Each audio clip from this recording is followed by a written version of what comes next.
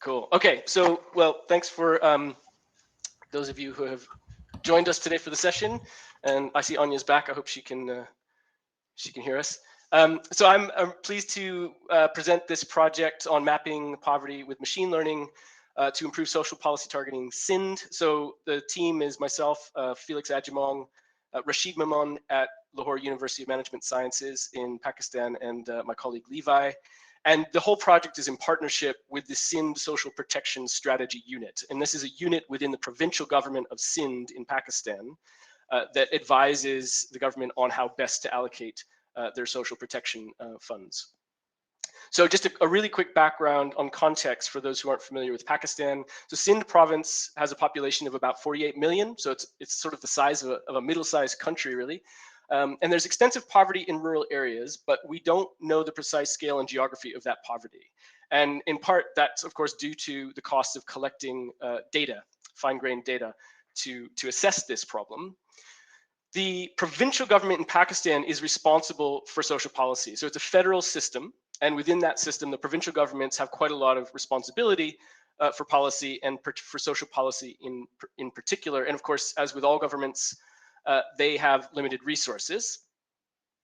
And the current targeting approach for social protection programs is ad hoc and subject to capture. So there isn't a transparent mechanism for identifying those most in need who are eligible for various different programs that the provincial government administers. And the one that we're working to support most closely is a traditional kind of conditional cash transfer scheme. So our partners at SPSU sort of approached us with this challenge, which is, can we develop some kind of low-cost system to improve the efficiency and the fairness of resource allocation for social protection programs in the province? Now, I said that we didn't have a clear understanding of the geography and scale of poverty in the province, but that's only partly true. So back in 2016-17, they started a survey program that was a census-style exercise. That is, it was intended to hit every single household in rural Sindh and conduct a poverty scorecard survey. And for those who aren't familiar, these are very short surveys that are used to inform targeting. So economists, we would normally collect a lot of data over a long period of several hours sometimes from a household.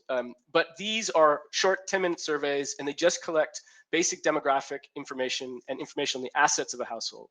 And it's been shown in the research that this bit of information is sufficient to provide reasonably good information for targeting, particularly to the poorest.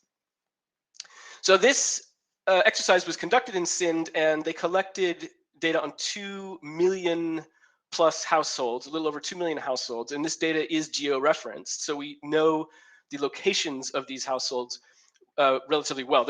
And I'm happy to talk about this later if people are interested. There is a lot of spatial noise in this data, it turns out. But nevertheless, less spatial noise than we might have in other data. And there's a lot of it, but only for half of the province. So they surveyed 14 of the 29 provinces, and that data collection exercise was suspended. And then it was further suspended by COVID, et cetera. So there's some talk now of restarting this, but essentially we have half of the province covered. And the question that we were posed by our partners is, could we use the existing data to create some kind of tool to predict poverty for places where we don't have data, and use that for targeting purposes? So the project objective was to build and train a convolutional neural network, which is basically a very popular approach to machine learning these days, to predict whether an area is poor or not poor. So the PSC assigns a household a score of 1 to 100. Within Pakistan, any household that has a score of 18 or less is considered to be either extremely poor or chronically poor. So what we're trying to do is identify areas that have households that are likely to have poverty scores of 18 or below, because these are we figure are the households most in need of social protection support. And then as part of the project, we have planned an original survey to go and conduct the same poverty scorecard survey, but in places where we don't yet have data. So we're going to predict for those areas in advance, And then we're going to send survey teams in to gather data and see how good our predictions for those areas were. And all of this is then meant to inform a two-stage targeting process. So that first we can help to identify areas that are likely to have a lot of poor people so that we can prioritize funding to those areas. And then at the second stage, local administrators and experts can help to identify the households and the individuals that are eligible for various schemes or that can be targeted. The most vulnerable basically can be targeted. So how does this work? Very simply, we have a map that gives us the values of poverty. And at the moment, we're working on a 2.5 kilometer squared grid. So we basically have these grid cells, and for each of these cells, we have the median poverty score for households in those cells. And that's the data that we're trying to, or that's the kind of scores that we're trying to get the computer to create for areas where we don't have data. And so to help it, we give it ancillary data. We give it this satellite derived data, and I'll talk more about this in a minute. But these data sets contain information about these areas that are remotely observed from space, and all of these data are free. So they're freely available for researchers. And what happens is the convolutional neural network will then learn what the relationship is between the satellite data and the poverty scores that we have for these areas. And then hopefully what it gives us at the end is an ability to predict poverty scores for areas for which we don't have data. So on the left, all of the white areas are areas for which we don't have data. On the right, we have an illustration of how we hope to fill in those areas with predictions from the convolutional neural network. And for those who know a little bit more about this, we're actually taking an ensemble approach. So we're training 3 different networks, slightly different types of networks. And then we're taking the majority estimate. So 2 networks might assign a cell in the grid as likely to have poor people, and 1 might identify that cell as not likely to have poor people, and we'll take the majority decision from that. And just to be a little more specific on the data, so we're using Sentinel-2 imagery. That's from a European Space Program satellites, and they provide this really neat, well-cleaned, cloud-free data for free at 10-meter resolution. We're also using Nightlight's data from the VERS initiative. So that's another satellite run by NASA that goes around and among other things, takes images at night. And the light that's coming from areas can tell us a lot about economic activity. So what we found in previous research is that more light, more economic activity, generally more output in that area, so more likelihood of finding people with money. And then finally, we have a land use map that's provided by Esri, and that is actually produced from the Sentinel-2 imagery. But here, features have been extracted in advance, and we're giving that to the network as well. So these are the 3 major inputs that we're using, and we're trying to then get the network to use those to produce our estimates. And so what we get for the grid cells here are an estimate, a binary estimate. It's either we estimate that the median household in this cell is not poor, or the median household in the cell is poor. And that would be the basis for the first stage of our 2-stage targeting approach.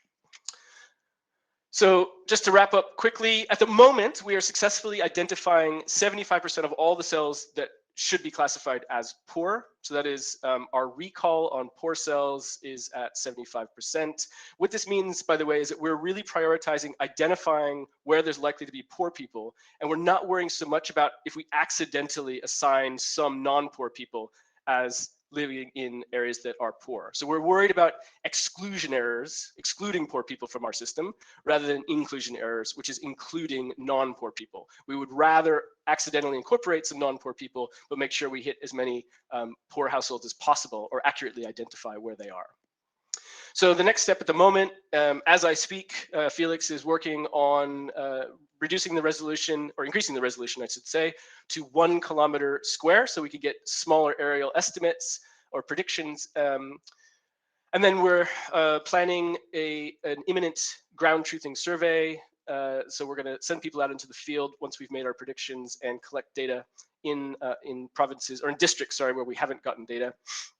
And then the final bit is we want to link predictions to gridded population data so that we can provide further prioritization of areas. So the subnational administrative units, or TESOLs, or even the lower level is union councils.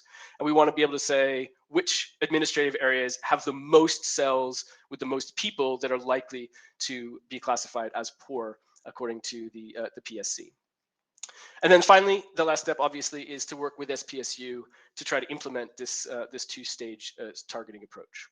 And that's it. So I hope that was clear, and very happy to take any questions at the end. Thank you so much, Sean. I will moderate any questions in the chat. And I was hoping about why you're here. I think that ship has sailed, and I'm really glad that you all went ahead with my technical difficulties. But Emily, can we have you present next as another project using satellite data, but in a different location? Sure, yeah. Let me just share my slides.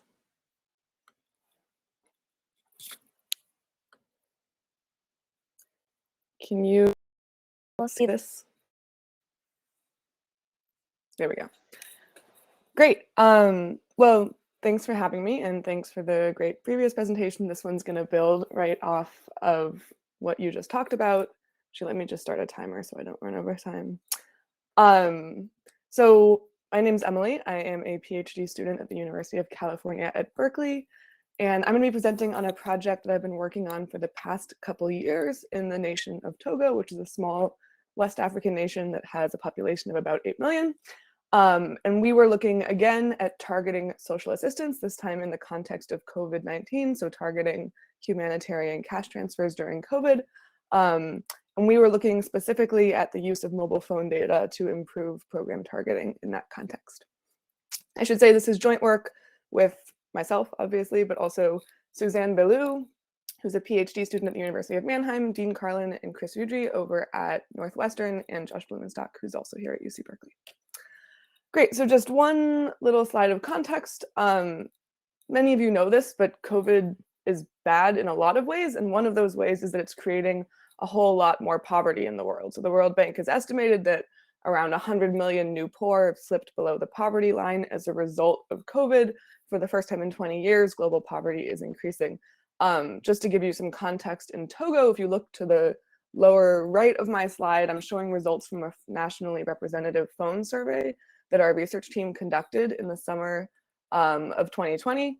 And in this survey, we found that over 50% of respondents reported skipping meals at least one day a week. So that's some really scary results on poverty and food security in Togo during the pandemic.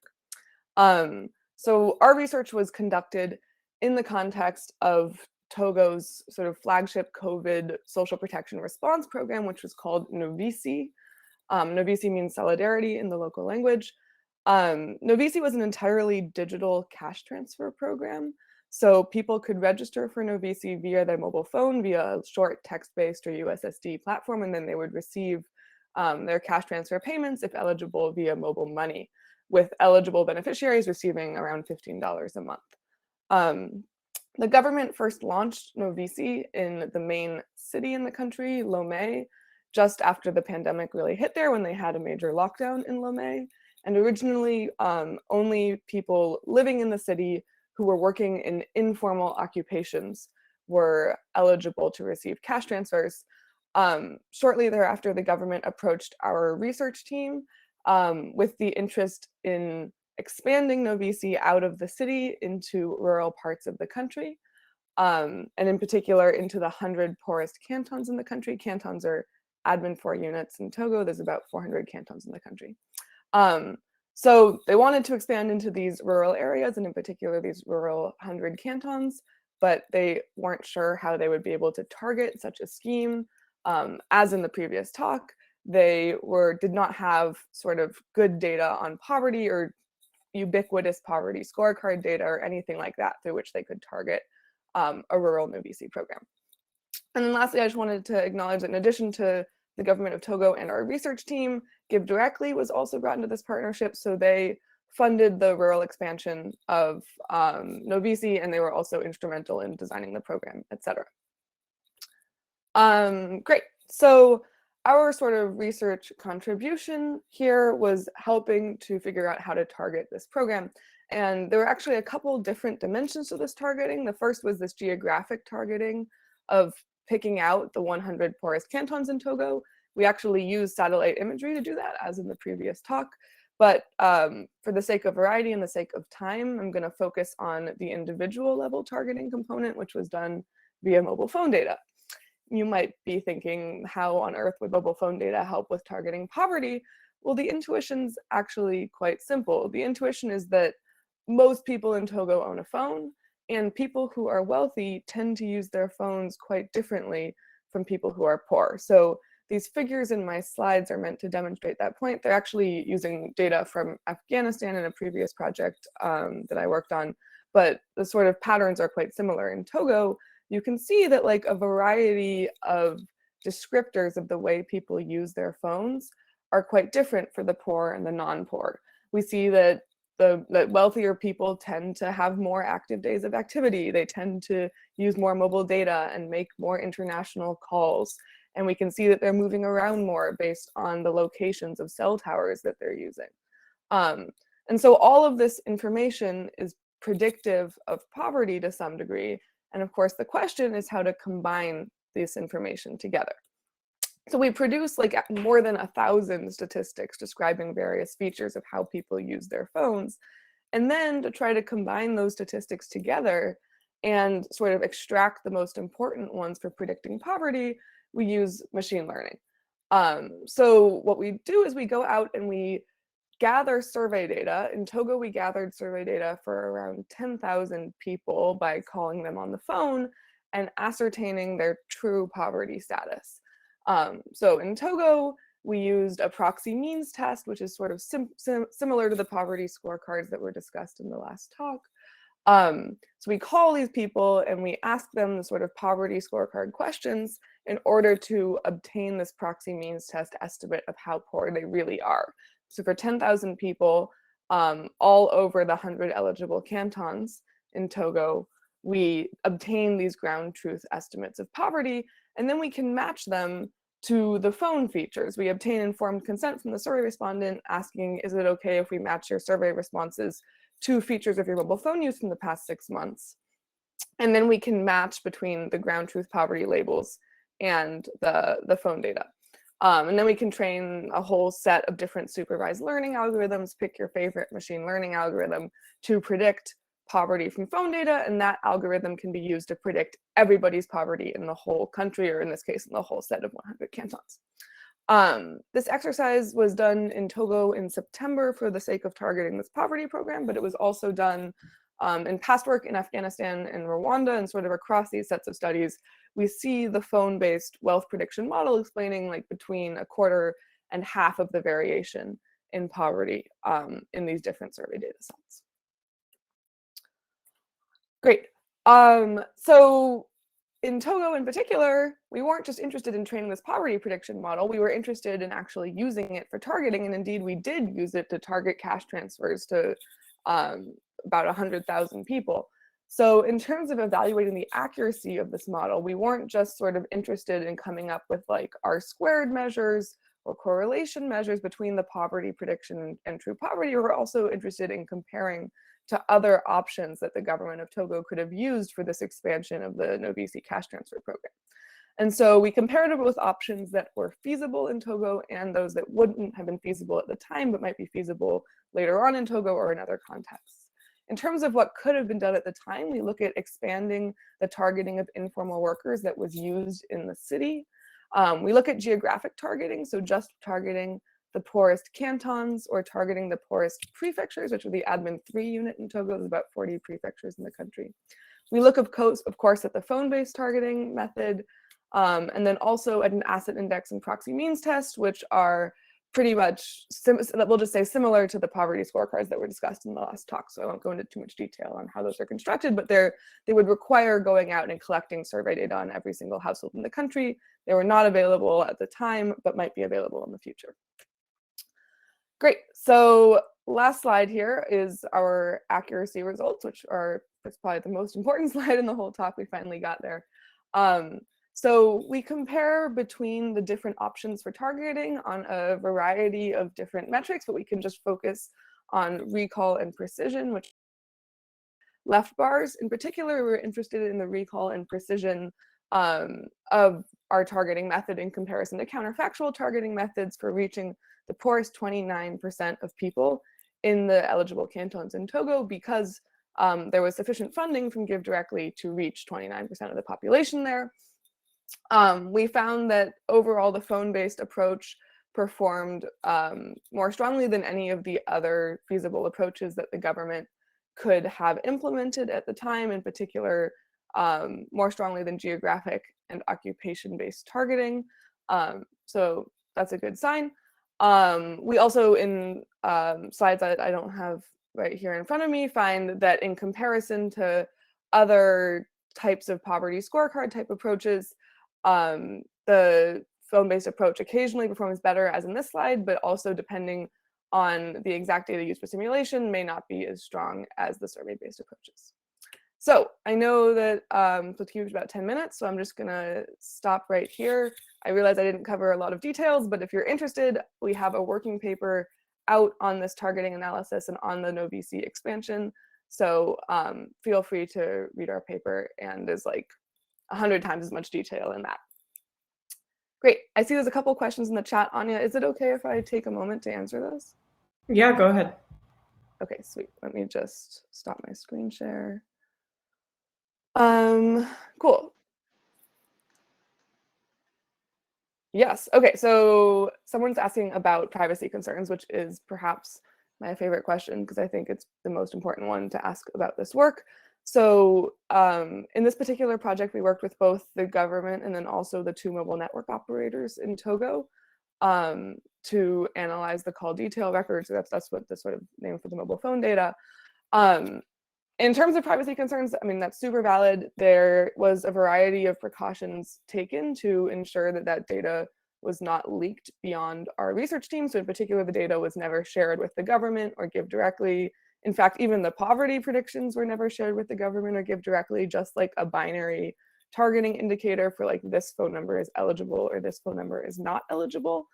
Nonetheless, there's like a variety of concerns around using private data. So we have a bunch of ongoing work in this space, looking at applying the guarantees of differential privacy to the phone-based poverty prediction models, looking at models of encryption that this could be used in future iterations of such a program so that data is only decrypted after a potential beneficiary provides their consent for it to be decrypted.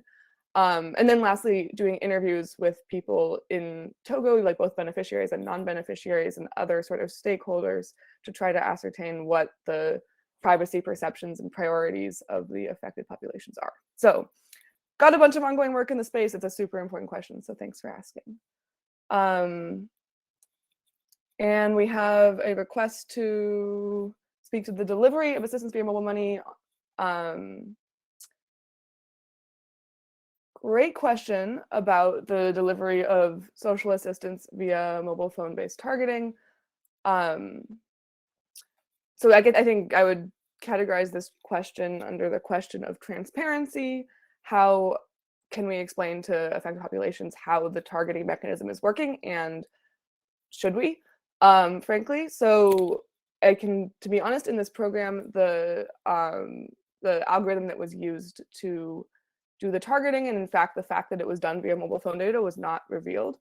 I think part of the reason that that strategy was chosen was concern about manipulation. So there's mixed evidence in the literature on whether targeting rules will be manipulated by potential beneficiaries if they are made completely transparent. Several studies of previous programs that were done not via phone data, but via like various poverty scorecards found that the algorithms were manipulated by beneficiaries, and beneficiaries were like adjusting their behavior or adjusting their survey responses in order to game the system. I mean, you can kind of imagine the way this graph looked like. There was frequently this big spike in the density of households right after the targeting threshold, which indicates some degree of manipulation. So that was a big concern here. But I think that there's a lot of conversations to be had about whether like that is like the sort of trade-off between that and agency for affected populations. And so also some ongoing work on that, but it's really challenging. And yes, I will share a link to the paper. I think I'm going to be quiet now so that we can hear more presentations. Thanks for all your questions. Thank you, Emily. Simon, do you want to present next? Sure, thanks, Anya. Happy to. Let me see if I can share my screen here. Can you see those slides okay there? Okay. Well, thanks very much, everyone, for joining. I'd like to speak for the next 10 minutes or slightly more about an adaptive targeted field experiment that some co-authors and I have been running in Jordan. This is joint work with, you see the names there, Stefano, Grant, Max, Sohar, and Alex. What we do in this project is that we propose and we implement an algorithm that tries to balance two competing objectives. We think objectives are important both for researchers and for policymakers. And that's on the one hand, estimation of treatment effects of given policies, and on the other hand, welfare maximization for study participants. The idea is very, very simple, and we think it has application to potentially a wide variety of different contexts where we want to have a closer fusing of the research process and the policy development process. And the idea is this, that when participants are sampled over time, we can use information about outcomes of the earlier cohorts in order to optimize treatment assignment for later cohorts. I'll show you how we do that in this presentation. We think that this approach could be particularly valuable in a number of ways. First, as we think about taking experiments to vulnerable populations. And second, as the scale and scope of experiments is growing. So as I alluded to, as we think about experiments fusing into the policy development process in what one hopes is a more seamless fashion. Specifically, we test in this project 3 separate interventions designed to give job search support. I'll talk briefly in this presentation about those. On the one hand, cash to relax credit constraints that might prevent people from searching optimally. Second, information about how people should approach a labor market. Third, behavioral support, a nudge, if you like, to address potential self-control problems that might be holding back effective search. We implement these treatments in Jordan, and we do so with a sample that includes both Syrian refugees and also vulnerable Jordanians. We do this in partnership with the International Rescue Committee, a large NGO. Key findings are as follows. First, after 6 weeks, we find very small impacts on employment. After 2 and 4 months, we find large impacts of the cash grant on both refugee employment, job retention, and earnings, with a couple of caveats. First, this is a short time frame, and second, the impacts of the other interventions, and indeed the cash intervention, are on the one hand short-lived, and indeed we have no effects on Jordanians. I won't go through our contributions in detail, but we think it's interesting and relevant for 2 primary reasons. First, because we're thinking about labor market constraints faced by refugees in a low-income setting. And second, because we have what we think is a novel algorithm building on previous work, of course, in the space of targeted adaptive treatment assignment. Let me tell you a little bit more about the 3 different interventions that we test here. The first one relates to cash. The idea is very simple, that job search can be costly, and it may be that lack of financial resources impedes people from searching optimally. So what we do is we offer an unconditional transfer of the value of about $90 US at the time of writing. And this is framed as being something that might help these young people to search, but these people to search rather, but it's not conditional. This graph here shows the distribution in the control group of search expenditure. The basic point here, as the slide indicates, is that the average job seeker can double their search expenditure for a total of 9 weeks with the kind of magnitude of the that we're providing. The second treatment we have is one that provides information, and the idea is Syrian refugees, and indeed perhaps vulnerable Jordanians, have often had little exposure to the formal labor market, and there might be informational barriers that prevent them from searching or searching effectively. So we have essentially a training session that provides information on what is the formal job search and application process and what to expect from a formal job. Third, we provide behavioral support, and this is a nudge-based idea that for all sorts of reasons, there might be psychological and behavioral impacts of displacement, and indeed that self-control problems or the intention behavior gap may hold back effective job search.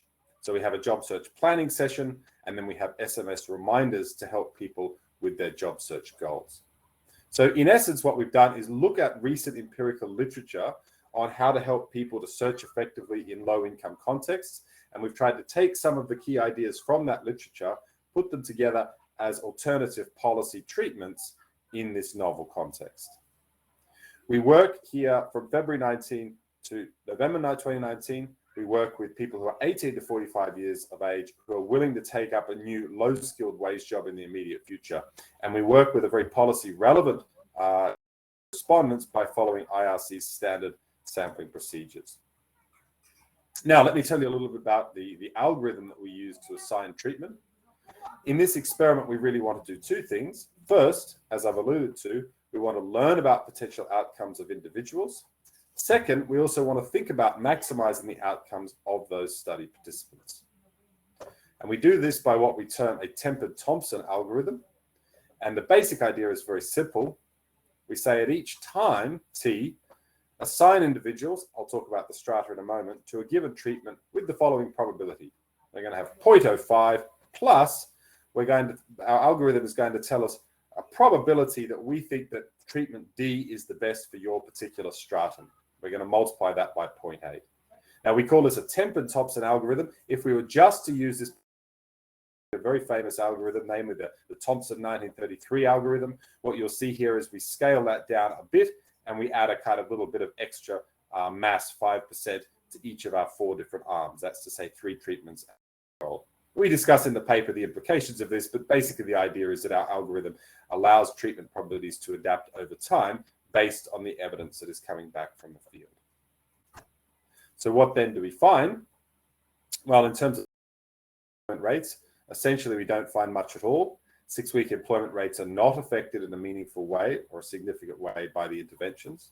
I show that by these graphs here. In essence, we cannot distinguish those who are assigned to the control group from those who are assigned, to any of the other 3 treatments. And if you look at the treatment effect, that's to say the difference between these 3 treatments and the control group, we cannot reject a hypothesis that the effect is 0.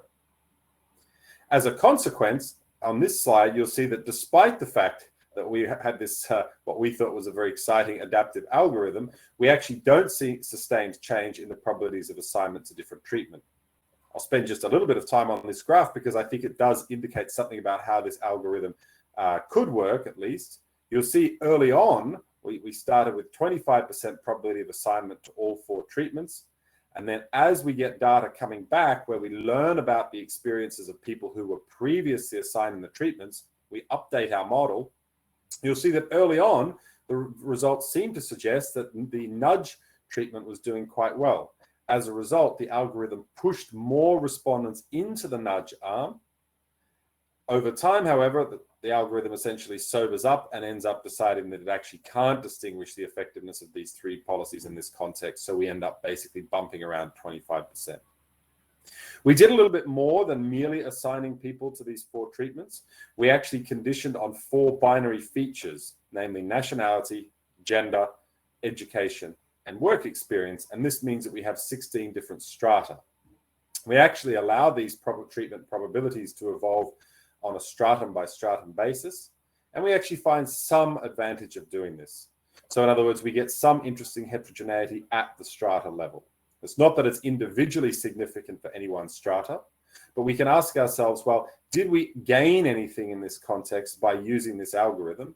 And the answer is yes, we do actually get some modest gains in employment, about 1 percentage point from targeting. In other words, the fact that we allowed this algorithm not just to evolve over time, but to assign different treatments to different strata based on the results we were getting from those different strata did allow us to make some improvements, albeit modest, on a traditional randomized control trial in which we would have equal and fixed proportions across time and across arms. If we come back, we then have follow-up surveys at 2 months and 4 months. And as it turns out, at this point, we actually start to find positive effects of our cash intervention. In particular, we find that we increase employment at the 4-month mark from about 5% in the control group to about 9% among those who receive cash. And this seems to be consistent. The job search intensity seems to correlate with liquidity among the Syrian control group, but not among Jordanians, suggesting that refugees may indeed be credit constrained in their job search choices. Second, the impacts of the cash intervention are driven by individuals who have low baseline liquidity. Third, we have additional impacts on retention and hourly wages. So this doesn't seem to be just a story about an employment measure. We also sought expert priors in advance from both friends and colleagues at the International Rescue Committee, and indeed through qualitative work with our respondents. And the narrative there was strongly in support of the idea that it would be the cash arm that would be most effective. And indeed, if you look at other quite recent literature, refugee populations, you'll see that in a non-experimental setting, you keep getting emphasis on, again, the idea of liquidity constraints. Just in terms of talking about our algorithm, you can then go and ask, well, what would the algorithm done had we targeted 2-month employment? We took a choice of going for 6-week employment. That, as you saw, didn't deviate substantially from 25%. We can rerun as a kind of counterfactual simulation to see what would have happened. And this suggests that at least had we got the point of measurement correct, which unfortunately we didn't, or at least we didn't optimize it, that you would have seen the following share assigned to the best treatment on a strata by strata basis, which overwhelmingly would have been the cash treatment. So in conclusion, what we do in this project is we have new experimental evidence on impacts of job search assistance for Syrian refugees in Jordan. The research suggests that liquidity constraints might be a key barrier to labour market participation for this group, and a group that unfortunately will need to be of high and increasing policy relevance given the various challenges we see around the world. But also, it highlights 2 important points for the design of adaptive experiments. First, that interventions can have very different impacts, so there seems to be a scope for adaptive targeting. But as we learned in this experiment, we also need very good short-term proxies of welfare. We think that this is an interesting area for potential future research. Thanks very much for having me. I'm happy to take any questions or happy just to pass and hear the next really interesting presentation. Thank you.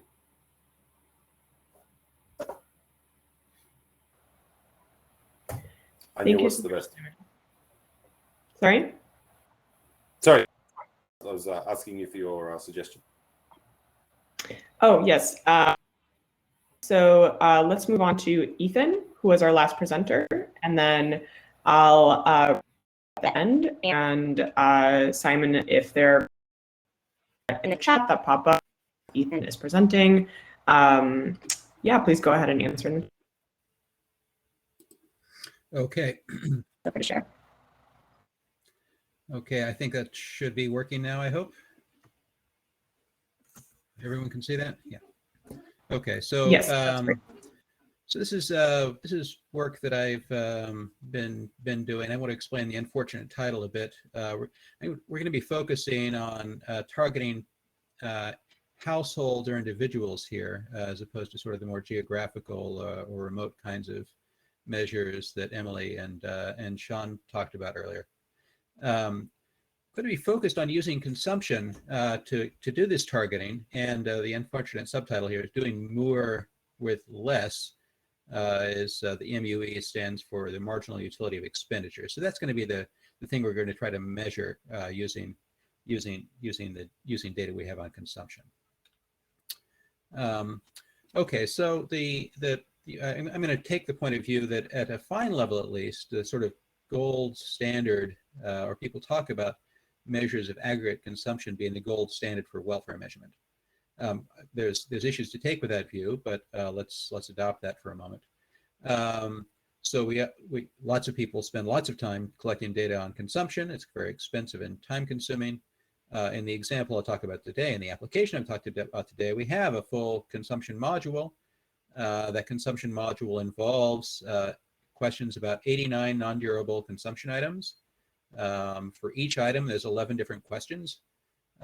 Typically, it takes hours to complete just this module for the question, and completing this module comprises a pretty significant proportion of the total cost of doing this living standards survey that underlies this. So I'm going to argue today that we can use the same kinds of data we have on consumption, but less of it and do a better job of measuring welfare, not just a sort of proxy like we can do sort of almost as well as consumption. We can actually do better than looking at total consumption. So what's the point here? I want to sort of argue briefly that for consumption aggregates, if we try to construct measures of total non-durable consumption, well, that has some nice things about it. One nice thing is that it's comprehensive. It's a comprehensive welfare measure in a way, at least if we pay attention to prices or hold them fixed. Something nice about it, and this comes to Simon's point a moment ago, is that it could be quite responsive to shocks. It's a dynamic measure, so that's important. So it's comprehensive, it's dynamic, it is not inexpensive. That's not true. It is, so I'll put an X there, I suppose. It does depend on household size and composition, and doesn't allow for easy adjustment. If you have, an infant in the household, so you wind up buying more foods appropriate for babies, or the household's larger, there's not easy ways to adapt total consumption to deal with that, except without extremely restrictive assumptions about preferences. With relative prices change, well, again, you're sort of out of luck. You can't compare these things over time properly. With a module of 89 different goods and 11 different questions, there tends to be quite a bit of missing data for a given household, so we don't do very well there. And measurement error, just in general, involves complicated issues of recall, and so there tends to be rather poor measurement error associated with construction of a total consumption aggregate. Okay, similar, so a response to this, and we've seen a little bit of this today, is to try to use something that predicts consumption. We'll do a survey and get expensive consumption, then try to predict it with something cheap. So PMT is an example of that. Emily's work and Sean's work were both sort of related to this idea that we're going to try to predict this thing that's expensive to measure using things that are inexpensive to measure. So that's great. So what kind of problems do those solve? Well, typically they're not comprehensive because they're missing a bunch of stuff just sort of by their nature. PMT in particular tends to look at things like, whether your roof is tile or thatched, and that just doesn't change very often in response to consumption shocks. So they do tend to be inexpensive. So we'll say not comprehensive. We'll say they're not dynamic. I don't know what to say about this. Your roof doesn't depend on household size very much in short terms, but it's not a very relevant question. It is not invariant to changes in relative prices as a measure of welfare. You might get away with a few missing data, and maybe we'll get low measurement error of the PMT at least. So those are all sort of things. So we solve some problems when we try to do these predictions, but we create other ones, or lose some of the nice properties of consumption. Okay, now here's the sort of the heart of the idea here is that we go and collect data on 89 different consumption items in Ghana in this application I've got now. And then in the total consumption aggregate, what we do is we take them and just add them all up. So we're throwing away, when we do that, we throw away a huge amount of information that we could be exploiting. And so here what I've got is a graph of, this is consumption expenditures on the axis down here. And we've got the share of expenditures. These are angle curves for different goods. They just chose 7 different goods from this collection of 89 that we've got, so you could see the picture clearly. So some of these things, some of these goods are, you can see they are necessities. Their share falls as expenditures increase. So that's true of all these goods, right? So that's guinea, that's millet, that's maize. As households become more rich, they may share more, they may spend more on those things, but as a share of total expenditures, the share is falling. These are classic examples of necessities. That's what the income elasticity is less than 1. In between there, we have a couple goods which are necessities for richer households. These curves are actually at least these two are going down for richer households, but you can see for poorer households they're going up. So this is an example where if you're among the very poorest households here in Ghana, as your income increases, you'll buy more beans and you'll buy more tomatoes. You'll increase your share of those things. But then as you become quite wealthy, those shares go down again. The only thing on this graph that I've got here that goes up are expenditures on personal care. So personal care over this range, at least, is a luxury good, if you like. As your income increases, the share of expenditures increases as well. Okay, so I'll just say these are Engel curves estimated from these data from Ghana, so we can just construct these things. Now, the other thing I'd like to say about this is that at any given point, there's a lot of information here in the composition. So if I were to say to you that that we get data from a particular household, and let's suppose that it has, let me change my color here. Let's suppose that it has, we see this share for that household, that level of expenditures on personal care, and we see, say, this share. They're not going to line up exactly. We'll see this share for what is that, for millet, I guess. So right there, if we just look at those two goods, we see, well, there's a prediction here that we should be getting this much millet, conditional on this much personal care, conditioned on millet. So we think, just based on those two goods, that the actual level of expenditure, backing this up, must be someplace in this interval. But we have lots of things. Even on this just graph with 7 things, you know, we have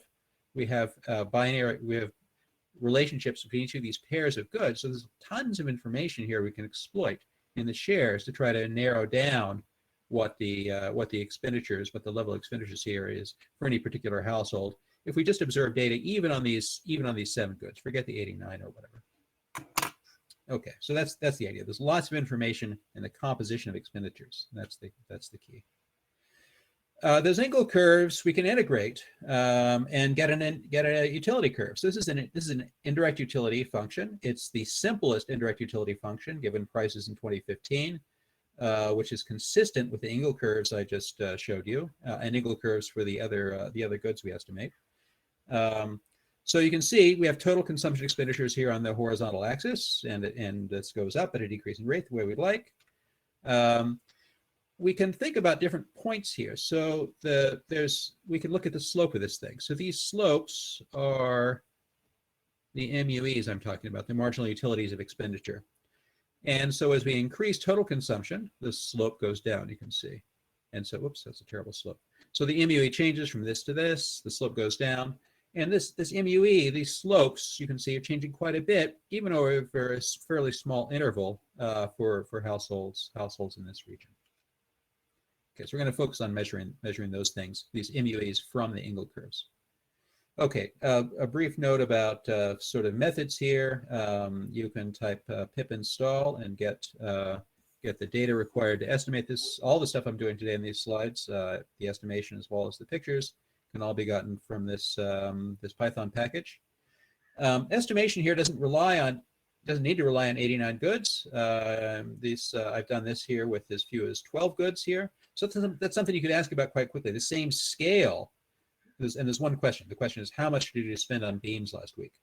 So for the same scale of questions as we have for like a PMT, which might typically involve a dozen or so questions, we can construct these kinds of measures of MUEs by looking at the composition of expenditures across a subset of all the goods we're talking about. Okay, so here let me come to the application we've got. The application here involves data from an impact evaluation that we didn't do. This was done by UNICEF in 2015 with an inline in 2017. But we have the data from that. The treatment here is so LEAP is the big social welfare program in Ghana. In this particular flavor of LEAP, the idea was to give about 64 cedis per month to women who were pregnant or with infants, so new or expecting mothers, and they also got some health insurance. So that was the intervention: 64 cedis per month, basically, plus health insurance. There was baseline data collected in 2015, and then an inline in 2017. So this period of treatment, goes over a bit less than 2 years. I'm not going to try to advance. I'll show you some average treatment effects and so on here in a moment. I don't take them very seriously. This is a non-random assignment here. I'm not going to try to defend or attack the impact evaluation. Just take it as what it is. We've got some data which is notionally a treatment and data which is notionally a control, and let's see what we can do with it. Okay, so the first thing we've got is we've got a comparison group and a treatment group. These are assigned based on it's sort of an RDD-ish design, but not really an RDD.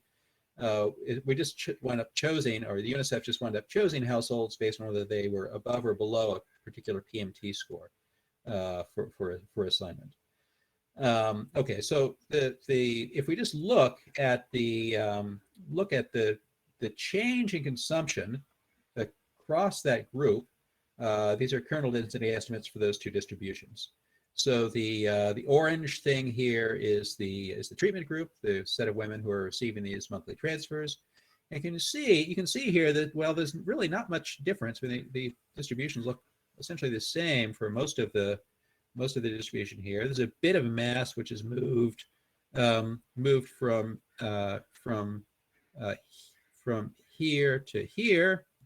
So, but the overall mean change here exists, but it's quite small. So we don't see a big change in this distribution. If we look at sort of the double difference estimate we wind up with a difference of 7 CDs in total aggregate. We're looking at aggregate expenditure here. So if we do this the total aggregate way, we see a mean difference in average treatment effect of 7 CDs.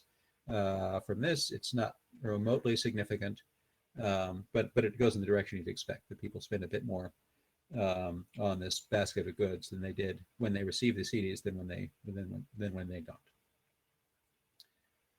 Okay, so that's the way we might go if we were going to use aggregate consumption, which, remember, we'll regard as the gold standard way of measuring welfare here. Okay, so let me contest that a bit. Here we're going to use exactly the same data to compute marginal utilities of expenditure. And here we can see there's a bit more action. It's still not an evident huge effect, but we can see quite a bit more action in the differences in the distributions of these two groups of people, the comparison and treatment groups. So MUE, remember, it gets getting smaller is better. So welfare improves as we move in this direction. What we see here, looking at the MUE, is a shift between comparison and treatment, so that there's a bit of mass moving here relative to the comparison group. There's something moving. There's a bit of mass moving from here to here, but you can see there's a real change in location for this part of the distribution up here that seems like it might be significant. I don't know. Let's see. So let's go ahead and take a look at just the double difference for this. And here we wind up with an average treatment effect on the MUE, which goes in the expected direction, because remember, lower marginal utility is better. And here it's significant at the 5% level. So this is using exactly the same data, but we're just getting more out of those data by exploiting variation in the composition of expenditures than we did with the total aggregate, just summing things up. Okay, I'm nearly done here. I want to show a couple pictures. So this is in fact the same utility function consistent with the angle curves we've estimated, and these are the estimated MUEs for the average household, or I should say the average MUEs we estimate. So this is a graph of those actual things with a shift from this point to this point for people who are in the treatment group. That's that estimated difference. Here is the estimated change in the composition of expenditures for the person with the average MUE, who is here before and after treatment, if you like. So we get a shift, which winds up being reflected in not a huge change, but a change that we can figure out because it does change the composition of expenditures in ways which are significant as we move from this position to this position. Okay, so let me wrap up. For the MUE, I've got the same picture. It's a comprehensive welfare measure in the same way that the total expenditures are. It's dynamic. In fact, it's the sort of thing. It's the measure that households care about when they try to smooth consumption over time. It's very responsive to shocks. The expense of collecting the data for this is on the same order as collecting data for a PMT. In the estimation, I didn't talk about this, but we can deal very flexibly with variation in household size and composition. That's actually quite important. It is invariant to changes in relative prices. That's accounted for automatically. The MUE can be thought of as another shadow price in fact. We don't need to worry much about missing data. Even if these households for the 7 goods only answer for 3 or 4 of them, the differences we see between those predicted goods we do observe still allow us to draw inferences about lambda that aren't biased by bogus zeros. And as a consequence, we deal much more flexibly with measurement error than we do in the case of aggregate consumption. Okay, so that's what I've got. I think I'm on time. Thanks very much.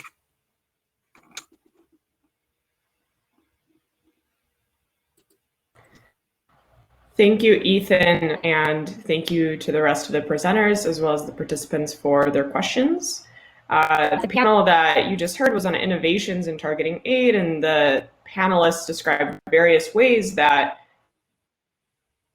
small amounts of data or machine learning or new algorithms better.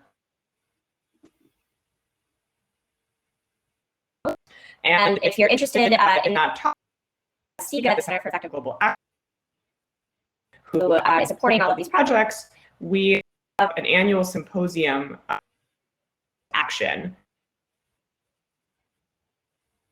development aid, which will take place on November 4th. If you're interested, please do sign up, and you'll hear isn't related at that event. So join that.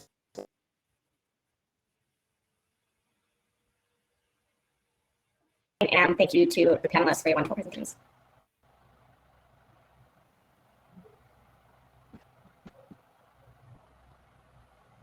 Okay, I suppose we just go. All right. Nice Thank seeing you. you. Anya. Bye.